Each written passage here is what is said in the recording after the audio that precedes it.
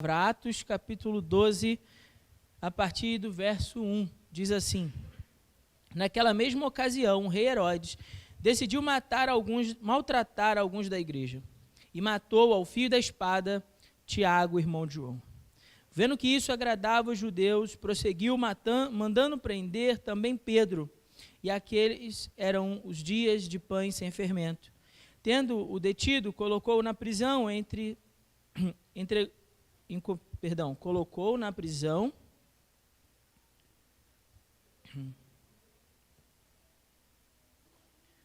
entregando a 4 grupos de 4 soldados cada um para o guardarem, e pretendia apresentá-lo ao povo depois da Páscoa. Pedro estava na prisão, mas a igreja orava a Deus com insistência em seu favor. Quando Herodes estava para apresentá-lo naquela mesma noite, Pedro estava dormindo entre 2 soldados, algemado com 2 correntes, e as sentinelas guardavam a prisão diante da porta. De repente veio um anjo do Senhor, e uma luz resplandeceu na prisão. E ele tocou o lado de Pedro e o despertou, dizendo: Levanta-te depressa. E as algemas caíram dos seus pulsos. E o anjo ainda lhe disse: Coloca as tuas roupas e calça as sandálias. E assim fez. E disse-lhe mais: Põe a tua capa e segue-me. Ao sair, Pedro o seguiu, sem compreender o que estava acontecendo por meio do anjo. O que estava acontecendo por meio do anjo era real. Sem compreender que o que estava acontecendo por meio do anjo era real, pois pensava tratar-se de uma visão. Depois de passar pela primeira e segunda sentinelas, chegaram à porta de ferro que dá para a cidade, que se abriu sozinha para eles. E saindo, desceram uma rua, e logo o anjo se afastou dele. Então, caindo em si, Pedro disse: Agora sei que de fato o Senhor enviou seu anjo e me livrou da mão de Herodes e de toda a expectativa do povo judeu. Depois de refletir nessas coisas, dirigiu-se à casa de Maria, mãe de João, também chamado Marcos, onde muitas pessoas estavam reunidas e oravam. Quando ele bateu no portão do pátio, uma criada chamada Rode saiu para atender. Reconhecendo a voz de Pedro, não abriu o portão por causa da alegria, mas correndo para dentro anunciou que Pedro estava do lado de fora do portão. E disseram: Estás louca? Ela, porém, insistia, mas eles diziam: É o anjo dele. Pedro, porém, continuava a bater, e quando abriram, eles o viram e ficaram espantados. Mas acenando-lhes com a mão para que fizessem silêncio, ele lhes contou como o Senhor havia tirado da prisão e disse: Anunciai isso a Tiago e aos irmãos. E saindo, partiu para outro lugar. Logo que amanheceu, houve grande tumulto entre os soldados sobre o que teria acontecido a Pedro. Eles o procuraram, mas não o encontraram. Então Herodes interrogou as sentinelas e mandou que fossem executadas. E descendo da Judéia para Cesareia, Herodes ficou ali durante algum tempo. Herodes estava furioso com os habitantes de Tiro e Sidom. Mas esses foram à sua presença de comum acordo depois de conquistar o apoio de Blasto, o camareiro do rei. Eles pediam paz, porque a sua terra dependia do país do rei para abastecer-se. No dia designado, Herodes vestia trajes reais, sentou-se no trono e passou a dirigir-lhes a palavra. E o povo exclamava: É a voz de um Deus e não de um homem. No mesmo instante, o anjo do Senhor o feriu, porque não deu glória a Deus, e comido por vermes, morreu. Contudo, a palavra de Deus crescia e se multiplicava. E, havendo concluído sua missão, Barnabé e Saulo voltaram de Jerusalém, levando consigo João, também chamado Marcos. Só até aqui, mantenha a Bíblia aberta, mas vamos orar. Pai querido, muito obrigado, Senhor, pela tua palavra. Pedimos, ó Pai, que no nome de Jesus o Senhor possa iluminar nossa mente e coração para a compreensão da tua palavra. Pedimos que essa palavra possa tocar os nossos corações nessa manhã, mudando, ó Deus, nossas vidas, Senhor, por meio dela. Pedimos o perdão dos nossos pecados e pedimos perdão pelas nossas falhas e tudo aquilo que nos separa do Senhor. Que no nome de Jesus nada seja impedimento para a pregação da tua palavra. É o que nós te pedimos em nome de Jesus. Amém. Irmão Jurandir, você pode desligar aqui para mim? Irmãos, o capítulo 12 do livro de Atos, a gente leu todo o capítulo é curtinho. Ele contém essa história sobre a prisão de Pedro. Após Herodes, os irmãos podem se assentar, após Herodes mandar matar Tiago, irmão de João, ele prende Pedro e se prepara para executá-lo depois da Páscoa. Porém, algo extraordinário acontece. Enquanto a igreja orava fervorosamente pelo seu pastor, aqui no caso Pedro, Deus envia o seu anjo até aquela prisão e liberta o apóstolo. O texto que nós acabamos de ler é o relato de um milagre extraordinário realizado por Deus. Enquanto a igreja orava, Deus então agia e livrava ali Pedro das mãos de Herodes. É claro que a intenção de Herodes era matar Pedro, assim como ele tinha feito com Tiago. O texto diz para nós no verso 1, acompanha por favor na sua Bíblia, que naquela mesma ocasião o rei Herodes tinha decidido maltratar a igreja. E nesses maus tratos à igreja, feitos por Herodes, eles capturam então um dos líderes da igreja em Jerusalém. Lembra que Pedro, junto com Tiago, junto com Pedro e João, são ali aqueles 3 irmãos entre os apóstolos que caminham mais próximos de Jesus durante os seus 3 anos de ministério e, consequentemente, ali exercem uma função de liderança na igreja em Jerusalém. Herodes, então, manda matar Tiago. E, ao matar Tiago, percebe que isso agradou o povo, né? Então, tudo um governante mal intencionado quer é cair na graça do povo, né? Fez o mal a alguém e caiu na graça, agora ele encontrou o caminho, né? O que ele vai continuar fazendo? Vou continuar matando os cristãos, vou continuar perseguindo a igreja. E dessa maneira, as pessoas, os judeus, vão me amar ainda mais. Então, se matando Tiago, eles já se agradaram, né? Agora, se eu matar Pedro, se eu matar o líder dessa turma, aí realmente o povo vai me amar. Então, essa é a má intenção de Herodes. Herodes manda executar, então, Tiago ao fio da espada. Tiago, como um dos líderes da igreja, um dos apóstolos, é o primeiro mártir da igreja entre os apóstolos. Estevão foi o primeiro cristão a morrer em nome de Cristo, né? Estevão foi o primeiro a morrer ali, ele morre apedrejado, isso lá no capítulo 7. Agora, Lucas vai nos contar essa morte de Tiago também para dizer, olha, o primeiro apóstolo morreu decapitado. É isso que quer dizer aí, ao fio da espada. Verso 2, e matou ao fio da espada Tiago, irmão de João. Um dos 2 Boanerges, né, chamados por Jesus, filhos do trovão. Esses 3 homens ali que permaneceram mais próximos de Jesus e agora um deles é capturado e é o primeiro a morrer. Como eu disse, Herodes percebe que isso agrada muito o povo, então ele pensa, vou fazer com Pedro também. Porém, o texto diz para nós que esses são os dias da Páscoa. E lembrem, quando eles capturam Jesus, há uma preocupação para que Jesus não seja executado no dia da Páscoa. Aqui, nesse caso, já está acontecendo as celebrações. Então, ele espera, e a intenção de Herodes aqui é fazer um pouco parecido o que aconteceu com Jesus. Apresentar e perguntar ao povo, é isso que vocês querem?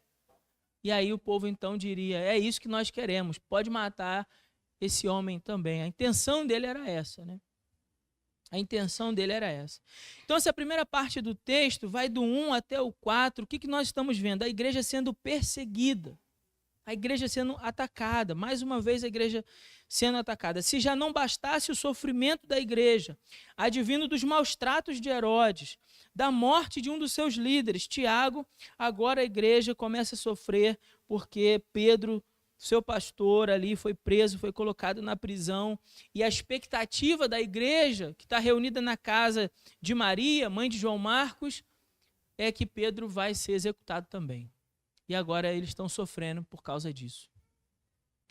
Agora, embora a igreja esteja sofrendo, Deus vê o sofrimento da igreja.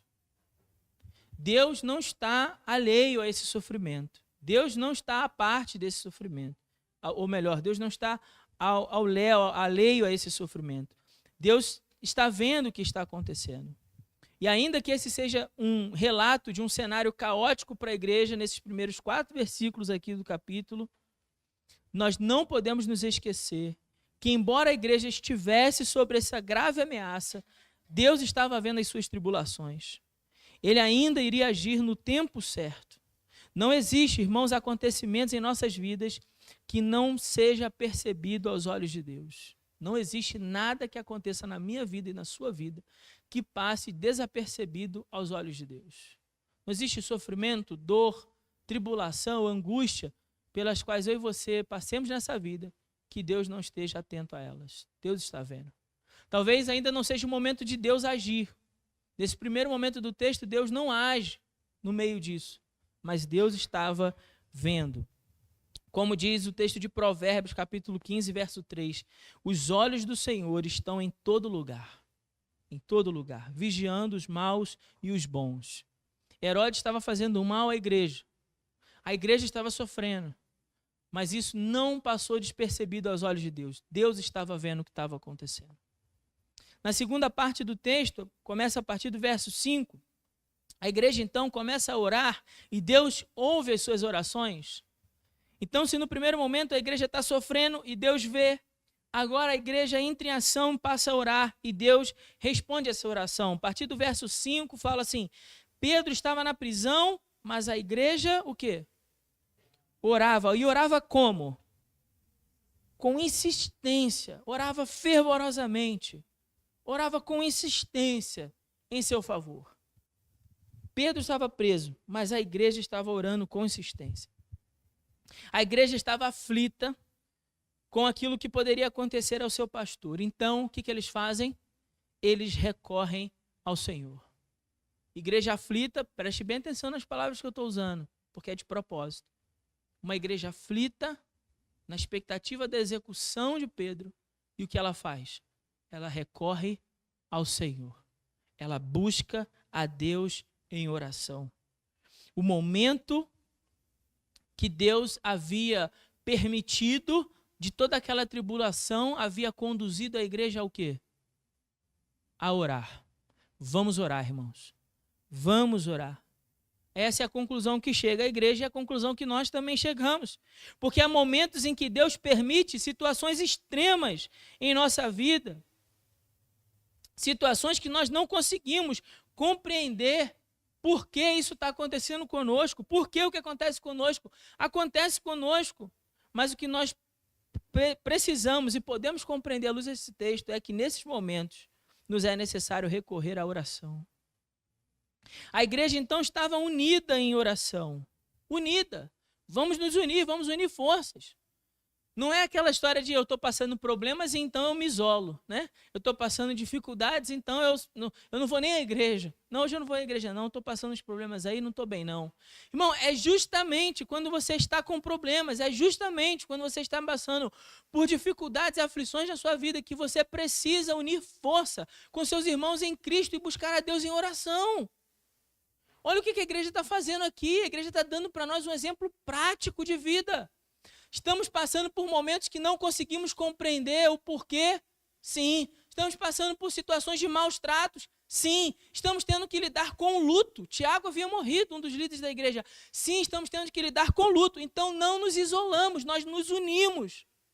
Nós nos reunimos em oração. Nós compreendemos o valor que tem quando uma igreja está unida em oração. Quantos crentes negligenciam a vida de oração? Quantos crentes negligenciam os cultos de oração? Como se na hora da angústia nós não precisássemos dele, mas é justamente na hora da angústia que você mais precisa orar. É na hora da angústia que nós devemos despertar para o valor de orarmos juntos, unidos como igreja. A oração é a arma mais poderosa do mundo. É a hora mais poderosa do mundo. Essa semana eu escrevi lá nas minhas redes o seguinte: alguns dizem, bom, tudo que resta é orar. O que a gente pode fazer, né, irmão? A gente só pode orar. Como se falar de oração fosse falar de algo menor, pequeno. Como se falássemos assim, só podemos orar, fosse um recurso menor. Esquecemos que a oração é o que nos conduz ao Criador do universo. A oração é o que nos liga a Deus, que tem poder para fazer quantas coisas? Todas as coisas. Todas as coisas. Então não, irmão, não é só nos restaurar. Não, irmãos, vamos orar. Porque nós podemos orar. Porque a oração é que nos liga a Deus e Deus pode fazer todas as coisas. Deus pode fazer todas as coisas. É por essa razão que nós nunca deveríamos desacreditar da oração. Ou fazer dela como se ela fosse algo menor, pequeno, um recurso inferior. Aquele recurso que a gente tenta quando já tentou todas as coisas, né? Imagina aqui a igreja dizendo, reunida, e dizendo assim, vamos fazer o seguinte, vamos ligar para fulano de tal, vamos pedir em favor, né? Fulano de tal conhece Herodes, ele é amigo do rei, vamos fazer um pedido, né? Ele está lá pelo palácio, ele vai fazer um pedido e vai conseguir uma coisa para a gente. Não é assim que a gente pensa, humanamente falando? Faça a adaptação aí da devida proporção, que você vai entender o que eu estou querendo dizer muito claramente. Vamos pedir a fulano, vamos pedir a ciclano, vamos passar o telefone para Beltrano. Beltrano pode fazer alguma coisa. Vamos ver aqui o que a gente tem, que a gente pode dar a Herodes em troca da vida de Pedro. Vamos juntar um dinheiro aqui, vamos pegar as riquezas que a igreja tem, vamos pegar o dinheiro que a igreja guardou e vamos entregar a Herodes, pagar um suborno para ver se ele solta. A gente pensa num monte de coisa como recurso antes de pensar naquele que é o recurso mais poderoso e que Deus colocou nas mãos da igreja. Vamos orar. E por que vamos orar? Porque a oração é o que nos liga ao Criador do universo. E Ele pode fazer todas as coisas. Existe cenário difícil demais para Deus? Existe caso difícil demais para Deus? Existe diagnóstico difícil demais para Deus? Absolutamente não. E por que a gente esquece disso? Porque, irmãos, temos essa tendência de nos afastarmos, de nos isolarmos, ao invés de recorrermos à oração e falar assim, ei, meu irmão, minha irmã, no nome de Jesus, se junta aqui comigo, vamos orar. Como Jesus fez. Jesus tomou essa atitude. Jesus estava passando a maior angústia que um homem poderia sofrer nessa terra. Ele está lá no Getsemane, ele está sofrendo, ele soa gotas de sangue, tamanha a angústia da sua alma. E no meio de toda aquela angústia, Jesus, como homem, toma que atitude? Aquela minha é a sua. Vamos à igreja hoje não, afinal de contas a gente está passando uns problemas aí. Tá tudo bem. Pedro, João, tá tudo bem. É isso que Jesus faz? Não, Jesus toma uma outra atitude, um outro caminho. Jesus pega os mais próximos. Olha o que eu estou dizendo. Jesus não vai em qualquer um. Jesus vai nos mais próximos. Chama eles no canto e fala assim, ei, orem comigo, vigiem comigo, porque o espírito está pronto, mas a carne é fraca. Jesus, enquanto homem, não abriu mão de ter um Pedro, Tiago e João orando com ele no momento de angústia. Por que você se sente superior a isso? Por que você acha que não precisa? Por que você veste uma capa, uma fantasia de super-herói que você sabe que não é? E ignora e negligencia o momento mais importante da nossa vida, que é quando nós vamos a Deus em oração para buscar o Criador do universo, que pode mudar qualquer cenário, qualquer circunstância, qualquer quadro, qualquer diagnóstico. Deus pode. Não faça isso, não negligencie a oração, não trate o culto de oração da igreja como se ele fosse um culto menor. Não faça isso. Não faça do seu momento de oração como se ele fosse um detalhe do seu dia. Não é. Não é. Ele é justamente a chave que vai abrir todas as portas daquilo que vai acontecer ao longo do seu dia. É pena, nosso tempo é muito curto, tem muitos detalhes nessa passagem, eu vou tentar correr um pouco mais.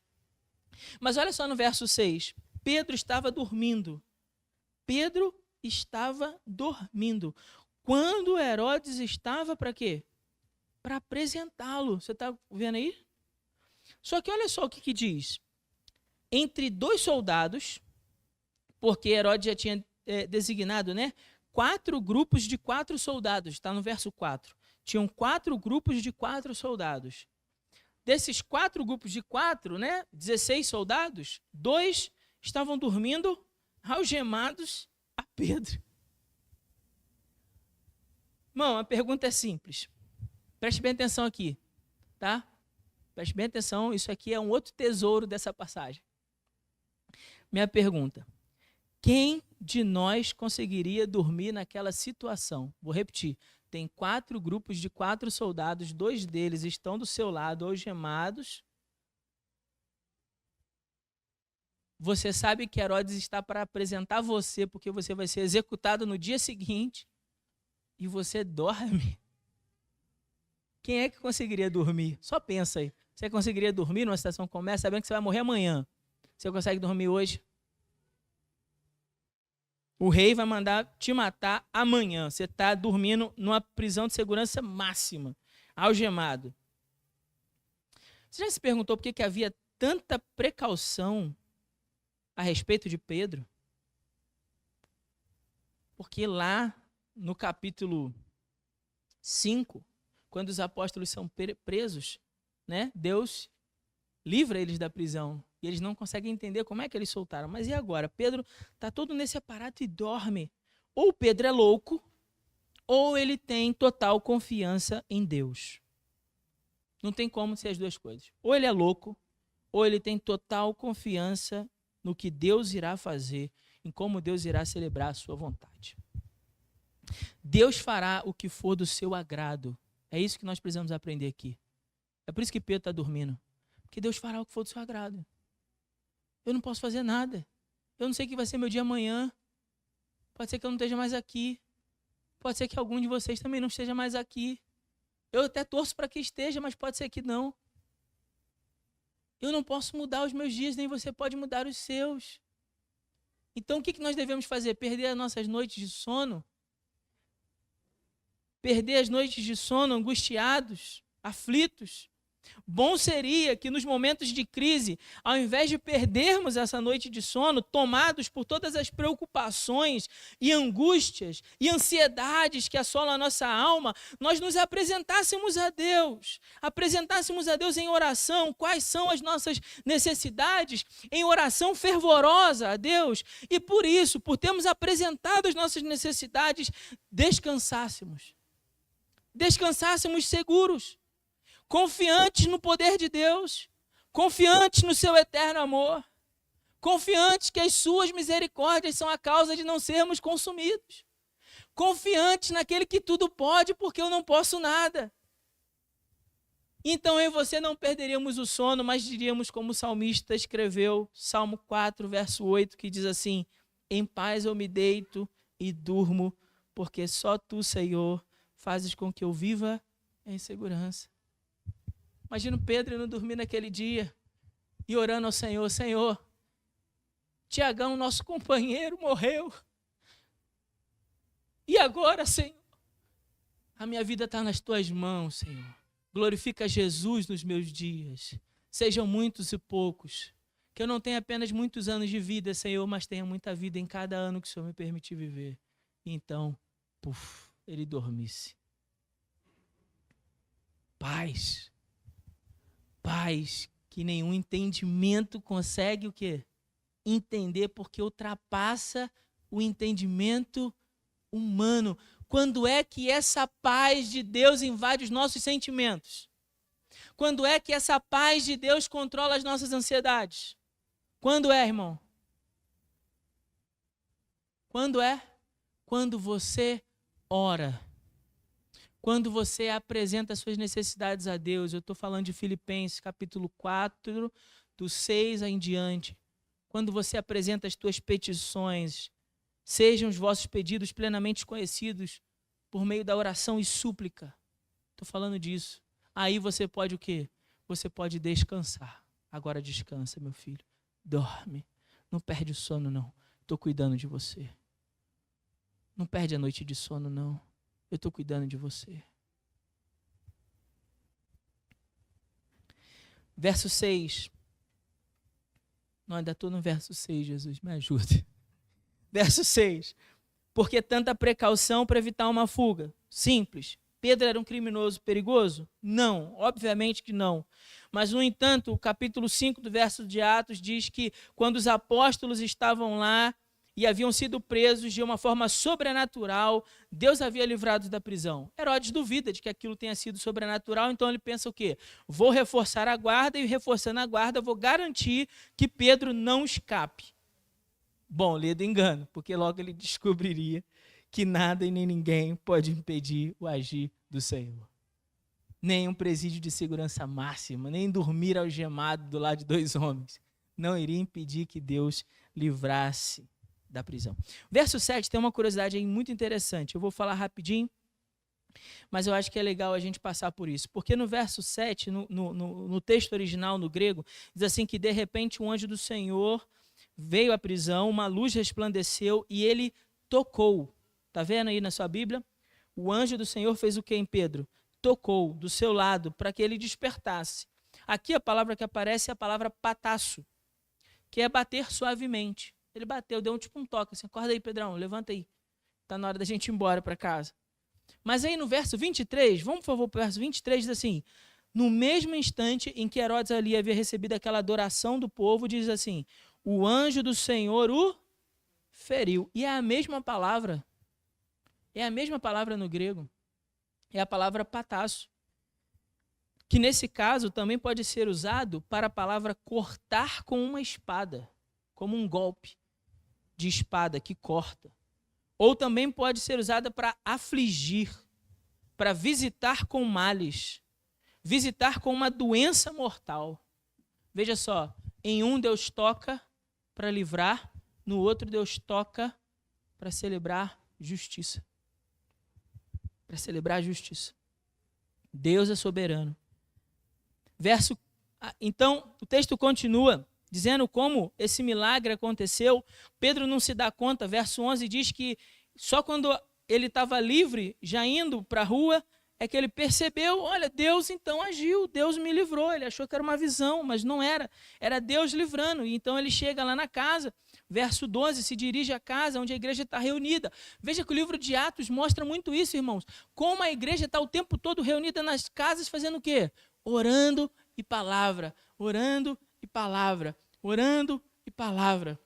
O tempo todo está acontecendo e agora a igreja mais uma vez está reunida na casa e está orando. Então acontece uma coisa engraçada que Lucas registra, que a empregada da casa vai lá abrir a porta, só que ela ouve a voz, ela fica tão feliz que a mulher esquece de abrir a porta. Ela ficou tão eufórica, tadinha, que ela até esquece e sai correndo para dentro para avisar. Só que quando ela corre e avisa, o que acontece? Diz assim, ó, verso 15. E eles disseram, está louca? Você está louca? Não é Pedro, não. Diziam, é o anjo dele. Ué, como assim, irmão? Peraí, vamos voltar aqui um pouquinho. Vamos pensar juntos, tá bom? Preste bem atenção. Já estou acabando, mas preste atenção. Peraí, o que a igreja estava fazendo na casa de Maria, mãe de João Marcos? Orando. Orando por quê? Por Pedro. Para quê? Para que Pedro seja socorrido por Deus. Então imagina que a igreja está aqui reunida. Ô irmão, vamos orar, vamos orar. Ô irmão, vamos dar as mãos. Ô Pai querido, livra, Senhor, nosso pastor, Jesus. Ô Pai, livra ele das mãos desse homem perverso, desse homem sanguinário. Senhor, tem misericórdia, dá socorro ao teu servo. Aí chega alguém dizendo assim, ei, Pedro está lá no portão, Pedro está lá. Você está louca, mulher? Não está no portão, não. Vai ver o anjo dele. O anjo dele pode ser 2 coisas aqui. O anjo dele pode ser que seja a superstição de um anjo da guarda que inicia no meio do povo judeu no período intertestamentário, que eram ali os 400 anos antes do Evangelho de Mateus, entre Malaquias e o livro de Mateus, né? Ou melhor, quando João aparece pregando, então 400 anos o povo ficou em silêncio, e no meio do povo judeu, diversas superstições surgiram nesse tempo, né? Quando Deus não fala, o povo dá lugar ao quê? As superstições, as crendices, né? Por ausência da palavra, o meu povo padece.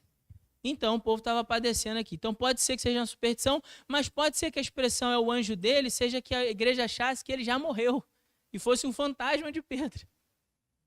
Então, tem essas 2 situações hipotéticas. A mais dita pelos comentaristas é que tenha sido a primeira, uma ideia de superstição. Porque o ensino sobre anjo da guarda, isso não existe na Bíblia. Tá certo? É o único versículo onde isso acontece e Lucas registrou porque era engraçado. A verdade é essa. É engraçado. Então ele relata esse fato também, né? A gente às vezes esquece que a Bíblia também tem as emoções que os humanos também têm, né? Então ele está ali e eles falam, olha, é um anjo dele. Ué, mas a gente não está orando? A gente não está orando para Deus livrar o pastor? Sim, a gente estamos orando. Mas e aí? Deus acabou de dizer que livrou. Mas eles não acreditam. Nós oramos também, eu e você, por tantas coisas que de fato nós não acreditamos que sejam possíveis, ou não? Nós oramos e pedimos a Deus, sem de fato crer que Deus pode responder. Nós oramos sem considerar muitas vezes a nossa fé. Então, se Deus, para responder às nossas orações, considerasse a nossa fé em acreditar naquilo que pedimos, muito provavelmente a gente não receberia. Vou repetir. Se Deus, para nos responder, considerasse a nossa fé enquanto estamos orando, é bem possível que você receberia o que você ora? É bem provável que Deus respondesse muito poucas orações que fazemos. Como, por exemplo, oramos pela salvação das pessoas da cidade, sem crer em um avivamento. Oramos pela conversão dos nossos governantes, sem crer que o Espírito Santo possa mudar os corações. Oramos pelas pessoas da nossa casa, na nossa família, que vivem uma vida afastada da presença de Deus, sem crer que elas podem sim vir à confissão e ao arrependimento, porque Deus, que é soberano e que é poderoso, faz com que todas as coisas convertam para o nosso bem. Então oramos por coisas que não acreditamos. Se Deus levasse em consideração para nos responder, não responderíamos, não receberíamos. Muito poucas orações seriam respondidas, mas há um exercício em nós que precisa ser feito, que é de crer. Ainda bem que Deus é misericordioso conosco e é benigno para nos fazer o bem, apesar da minha e da sua limitação. Não é assim, irmãos? Ainda bem que Deus é benigno. Verso 17, Pedro então acena com a mão, pede para que eles parem e comecem então a contar. E aqui o testemunho do que era acontecido para encorajar os irmãos. E ele fala sobre Tiago, mas Tiago não é o Tiago que morreu. O Tiago que morreu era o irmão de João. Aqui esse Tiago é o meio-irmão de Jesus, que a essa altura já exercia uma liderança na igreja. E depois o texto continua com a terceira parte, que é quando Deus então castiga Herodes pelo seu pecado. Herodes se sente enganado, humilhado por Deus diante do povo, manda matar as testemunhas e foge. Sai da cidade e vai para outro lugar. Chegando lá, nesse lugar, ele recebe a adoração. As pessoas falam, ele fala, é a voz de um Deus, verso 22. E ele recebe aquela adoração. O contraste aqui é com o que aconteceu em Atos capítulo 10. Só para lembrar, quando Pedro chega na casa de Cornélio, o que Cornélio faz? Ele o adora. Aí Pedro diz assim, não me adora não, porque eu sou um homem como você. Não me adora. Pedro. Agora Lucas está mostrando para nós um contraste. O povo falou, é a voz de um Deus. E Herodes? É isso mesmo. É o Deus. Deus está falando agora. Aí Deus toca.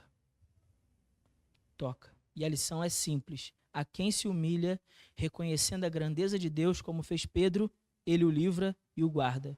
Mas aquele que se exalta e luta contra Deus, ele o abate e executa a sua justiça.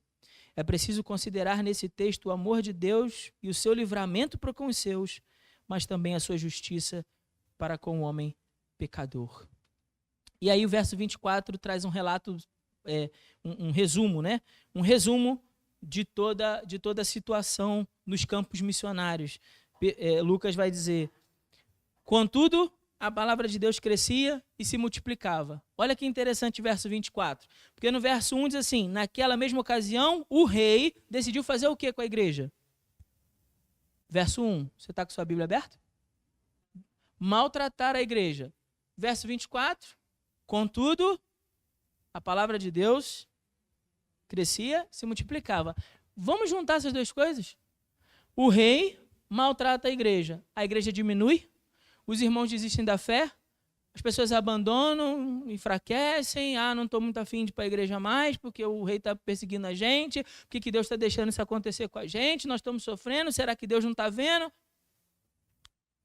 A igreja é maltratada, a igreja é perseguida, um dos pastores é degolado e a igreja cresce, porque nada e nem ninguém pode impedir o avanço do evangelho. E muitas vezes o caminho para o crescimento e para o desenvolvimento daquela igreja na graça do Senhor é o caminho do sofrimento, sim. Muitas vezes Deus irá nos conduzir a caminhos de sofrimento para que a graça dele seja aperfeiçoada em você, em nós.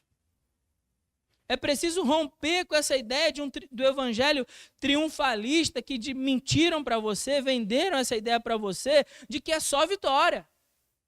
É só vitória. Não, aqui a igreja está dizendo assim, o texto está dizendo, a palavra de Deus está dizendo, a igreja sofreu, mas apesar dos maus tratos, apesar da perseguição, apesar da morte de seus pastores, apesar da prisão de Pedro, a igreja continuou crescendo. Porque é Deus quem cuida da igreja, é Deus quem cuida da sua igreja. É Deus quem cuida da minha vida e da sua vida. Por isso ele nos conduz às vezes por caminhos de sofrimento, mas para que a graça dele seja aperfeiçoada em nós. Eu quero aproveitar para já fazer algumas aplicações bem breves, mais rápidas, e já aproveitar esse momento para falar de uma coisa. Você já se perguntou por que Deus livrou Pedro, mas Tiago morreu? A gente acabou de ler isso aqui. Pastor, mas ele não era um dos três? Era. Pô, não andou com Jesus ali, homem de Deus? Era. Não, já sei, pastor. Tiago estava em pecado, Pedro não. Não, irmão, o texto não diz isso, não. O texto não diz isso, não. Por que Pedro morreu? Por que Tiago morreu, perdão? Já estou matando o Pedro. Por que o Tiago morreu? Por quê? Muda a pergunta. Muda a pergunta. Por que aquela pessoa que você amava tanto e sabia que era um homem de Deus, uma mulher de Deus, morreu? Por quê? Muda a pergunta. Tem resposta? Tem não. Por que ela morreu? E por que o outro, que eu acho que é ruim, não morre? Não é assim? A gente pergunta essas coisas para Deus ou sou só eu? Deus, homem bom, mulher boa, o Senhor levou. Tem tanta pipa ruim que não prende de jeito nenhum. Né? Ou alguns lugares falam vaso ruim que não quebra de jeito nenhum. Não é assim? Por quê? Por que a mão de Deus sobre Pedro, mas sobre Tiago não? Nós não compreendemos e nós não temos resposta. Porque a verdade é que nós não conhecemos os planos do Senhor. O que esse texto está nos mostrando é que há perguntas para nós que não serão respondidas. Não serão respondidas. Não conseguimos compreender. O ponto aqui precisamos nos livrar desse evangelho triunfalista que disse para você que se você não prosperou é porque você não deu dízimo. Se você não foi abençoado é porque você está em pecado. Se alguma coisa ruim está acontecendo é porque o diabo se levantou. Porque afinal de contas alguma coisa deve estar errada em você. Porque coisas ruins acontecem contigo. Porque você não entende o que acontece com você. Então, se aconteceu com você, alguma coisa está errada. Mas esse é um discurso de um evangelho triunfalista, que vendeu uma superstição para os crentes de dizer, olha, mas se você participar da reunião, se você der o dízimo, se você fizer isso, se você fizer aquilo, então Deus vai te abençoar. E você construiu uma imagem de um Deus que é o gênio da lâmpada. Se esfregarmos, ele se apresenta e diz para nós qual é o seu desejo, qual é a sua vontade. Não, isso não vai acontecer, porque o Deus da Bíblia, ele se apresenta para dizer, você fará a minha vontade. É o que eu determino para você. É a minha vontade, não a sua. Submeta-se à minha vontade. Então, muitas vezes, coisas acontecem conosco que nós não conseguimos explicar. Não é porque você está em pecado, não é porque o diabo está se levantando, mas é porque é propósito de Deus que aquele caminho seja percorrido por você. Deus queria que a igreja passasse por aquilo. Deus queria. Pastor, então o que eu faço? O que eu faço nos momentos que eu não compreendo a vontade de Deus? Confia. Confia como Pedro confiou lá naquela noite, porque para dormir tem que ter muita confiança em Deus. Então confia em Deus, confia no Senhor e lembra do que diz a palavra em Romanos 8, 28, porque Deus faz com que, quantas coisas? Todas cooperem para o quê? Para o bem daqueles que amam quem? A Deus, você ama a Deus. Então todas as coisas cooperam para o seu bem. Todas as coisas. Significa coisas boas, mas também coisas ruins. Significa momentos bons, mas também momentos de dificuldade. Significa momentos de alegria e celebração e regozijo, mas momentos de perseguição, de angústia, de privação, de ansiedades da nossa alma. E você precisa confiar de que Deus também faz essas coisas para o seu bem. Confie. Confie no Senhor. Deus, eu não sei porquê. Confie. Senhor, ainda que eu não consiga entender, eu vou confiar no Senhor. E quero repetir aqui 2 afirmações que já fiz para a gente poder terminar. Os olhos do Senhor estão sobre nós. Deus não está desinformado a respeito das nossas tribulações. Deus não está desinformado a respeito das nossas angústias. Deus não está desinformado a respeito dos nossos sofrimentos. Deus não está insensível nas nossas dificuldades, como quem olhasse de longe para nós e não se importasse conosco. É no tempo da crise onde mais nos importa lembrar que Ele é um Deus que nos ama, cuja boa mão está sobre nós e que tem todo o poder no céu e na terra para fazer absolutamente tudo conforme a sua vontade. É justamente nas horas de crise que eu e você precisamos confiar inteiramente na soberania e no governo do Altíssimo. Segundo, Deus ouve e atende às orações. Nada é difícil demais, nada é impossível demais para Deus. Precisamos orar e precisamos confiar na graça, nas misericórdias do Senhor, no favor imerecido que desce do céu sobre nós, não nos nossos méritos, mas precisamos orar confiando nos méritos alcançados por Cristo na cruz em nosso favor. Esses méritos estão à nossa disposição, foram alcançados, foram comprados a preço de sangue, para que eu e você então pudéssemos declarar como declarou Jó, capítulo 42, verso 2. Bem sei que tudo podes, e que nenhum dos teus planos podem ser frustrados.